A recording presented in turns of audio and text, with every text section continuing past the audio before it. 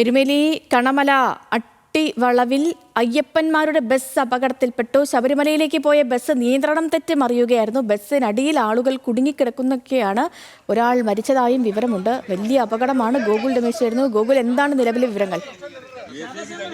ഒരു അപകടമുണ്ടായിരുന്നാണ് നമുക്ക് ലഭിക്കുന്ന വിവരം. ശബരിമലയിലേക്ക് പോയ കർണാടക സ്വദേശികൾ സഞ്ചരിച്ചിരുന്ന തീർത്ഥാടകർ സഞ്ചരിച്ചിരുന്ന ബസ്സാണ് അപകടത്തിൽപ്പെട്ടത്. എരുമേലി കഴിഞ്ഞിട്ട് അങ്ങോട്ട് പോകുന്ന വഴിക്ക് പാതയിലുള്ള കണമല എന്ന് പറയുന്ന പ്രദേശത്തെ അട്ടിവളവിലാണ് ഈ ഒരു അപകടം ഉണ്ടായത്. ഈ ഭാഗം സ്ഥിരമായി അപകട മേഖലയാണ് എന്നാണ് പോലീസ് നമ്മളോട് ഇപ്പോൾ പറഞ്ഞിരിക്കുന്നത്. ഒരു വലിയ വളവാണ്, അതുകൊണ്ട് തന്നെ ഈ വളവിൽ നിയന്ത്രണം വിട്ട് സ്ഥിരമായി വാഹനങ്ങൾ മറിയാറുള്ളതാണ്. അവിടെ തന്നെയാണ് വീണ്ടും ഒരു അപകടം ഇപ്പോൾ ഉണ്ടായിരിക്കുന്നത്. വലിയ ബസ്സായിരുന്നു അപകടത്തിൽപ്പെട്ടത്. നിരവധി തീർത്ഥാടകർ ഈ ബസ്സിനുള്ളിൽ ഉണ്ടായിരുന്നു. ഇവരുടെ സംഖ്യയെ പറ്റി ഇപ്പോൾ നമുക്ക് കൃത്യമായിട്ട് വിവരം ലഭിച്ചിട്ടില്ല.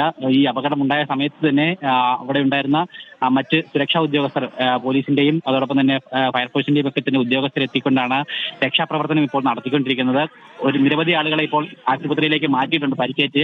അവരെ എരുമേലിയിലെ 2 ആശുപത്രികളിലായിട്ടാണ് ഇപ്പോൾ മാറ്റിയിരിക്കുന്നത്. ഇനിയും തീർത്ഥാടകർ ഈ ബസ്സിനകത്ത് കുടുങ്ങിക്കിടക്കുകയാണ് എന്നാണ് മനസ്സിലാക്കാനായിട്ട് സാധിക്കുന്നത്.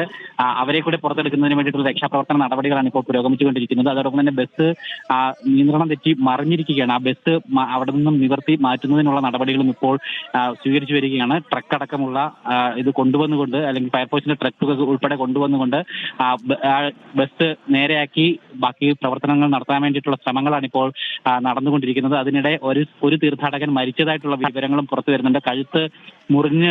ഈ അപകടത്തിൽ കഴുത്ത് മുറിഞ്ഞാണ് അയാൾ മരിച്ചിരിക്കുന്നതെന്നാണ് നമുക്ക് ലഭിക്കുന്ന വിവരം. എന്തായാലും ഇപ്പോഴും രക്ഷാപ്രവർത്തനം തുടർന്നുകൊണ്ടിരിക്കുകയാണ്. ഈ എത്ര തീർത്ഥാടകരായിരുന്നു ബസ്സിൽ ഉണ്ടായിരുന്നത് എന്നത് സംബന്ധിച്ചുള്ള കണക്കുകൾ പോലീസിനും ഇതുവരെ ലഭ്യമായിട്ടില്ല. അതുമായി ബന്ധപ്പെട്ട വിവരങ്ങൾ എത്രയും വേഗം തന്നെ ലഭിക്കുമെന്നാണ് പ്രതീക്ഷിക്കുന്നത്. എന്തായാലും രക്ഷാപ്രവർത്തനം ഇപ്പോഴും പുരോഗമിച്ചുകൊണ്ടിരിക്കുകയാണ്.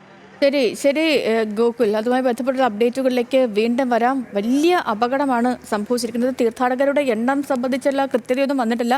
പ്രാഥമിക വിവരങ്ങളാണ് ഇപ്പോൾ നിലവിലുള്ളത്. ഒരാൾക്ക് ജീവൻ നഷ്ടപ്പെട്ടു എന്നും വിവരങ്ങൾ വരുന്നു.